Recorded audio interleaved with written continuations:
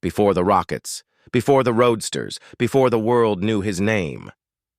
Elon Musk was just a guy who couldn't get a bank account. It's 1999. The dot-com boom is in full swing. Tech bros are buying Ferraris with stock options, and venture capital is being thrown around like confetti. But Musk isn't in Silicon Valley yet. He's in Palo Alto, eating fast food out of a paper bag, sitting in a rented office space above a barber shop. He's rich, on paper.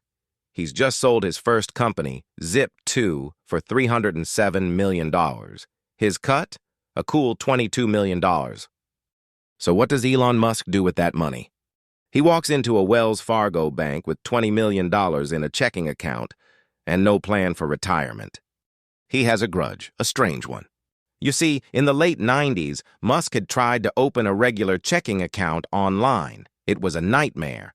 Banks were slow, their websites were ugly, and no one in finance understood the internet. Musk wasn't content just to complain. He wanted to blow the whole thing up. That's when the obsession began. Most people think Elon Musk's obsession with Mars is his first love. But no, before rockets, it was money. Not just making it, reinventing it. So he launched a company that few people talk about today, XCOM. Yes, that was the real name. XCOM was born from one of Musk's deepest beliefs, that banks were fundamentally flawed and that the world needed a new kind of financial system. In his vision, people would store money, send payments, and even buy stocks, all online, without ever touching a bank. This was years before Venmo, before Apple Pay, before crypto. Musk wasn't just ahead of the curve, he was the curve. But here's the story most people don't know. In early 2000, XCOM merged with a scrappy little company called Confinity. They had built a tool called PayPal to send money via Palm Pilots. Yes, Palm Pilots. Musk loved the product, but what he didn't love? The name. He hated it. Musk insisted they stick with XCOM. To him, it sounded mysterious, powerful, futuristic. To everyone else, it sounded like a porn site. Internally, employees started calling it the Bank of Doom. There was chaos inside the company. Engineers were divided. Some thought Musk was a visionary. Others thought he was completely unhinged. One of them, a young Canadian named Reid Hoffman, future founder of LinkedIn, tried to play peacemaker. Meanwhile, a lanky, quiet guy in the back of the room kept taking notes.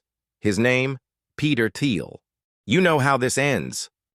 Musk was ousted while on a flight to Australia, literally in the air, while his co-founders staged a coup. They replaced him with Thiel. The company was renamed PayPal. Musk, blindsided, came home to find his office cleaned out. He didn't take it well. But here's the part most people missed. Musk kept almost all of his PayPal stock. While others cashed out early, Elon held on. When PayPal was acquired by eBay for $1.5 billion in 2002, Musk made $180 million. But what did he do next? No interviews, no yachts, no quiet island hideaway.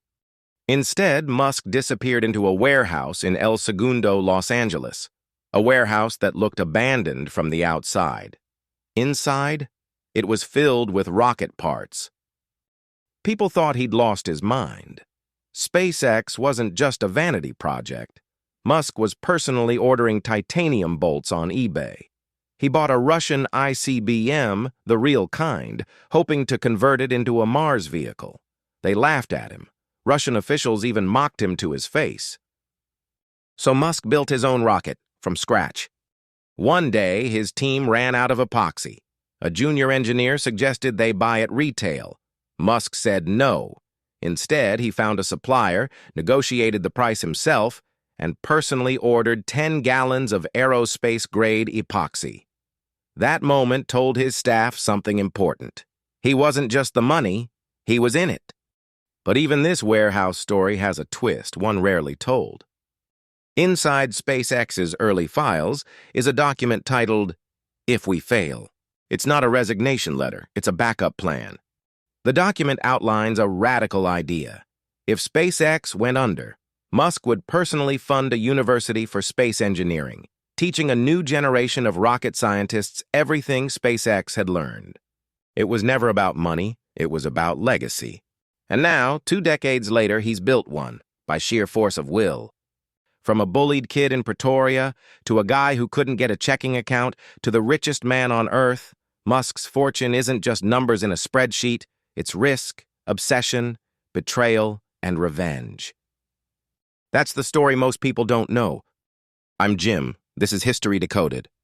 And now you know the part of Elon Musk's story that didn't make the headlines, but made all the difference. Stick around. The future's being written every day, and it's a lot weirder than you think.